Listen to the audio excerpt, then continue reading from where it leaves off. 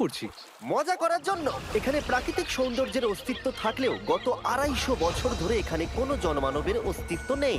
কিন্তু পরের 7টা দিন আমরা এখানে কাটাবো, আর 4 ঘন্টার মধ্যেই কিন্তু অন্ধকার হয়ে যাবে। এখানে খুব গরম, এক্ষুনি আমাদেরকে শেল্টার বানাতে হবে। আচ্ছা, আমরা এখানে তো ক্যাম্প করতে পারি, জায়গাটা বেশ সুন্দর লাগছে। তাহলে আমরা এখন এখানে জিনিসগুলো রেখে কাঠ আনতে যাচ্ছি, আর তোমরা দুজন। আমরা ক্যাম্প বানাচ্ছি। হ্যাঁ, ঠিক আছে, তাই করো, চলো চ্যান্ডেলার।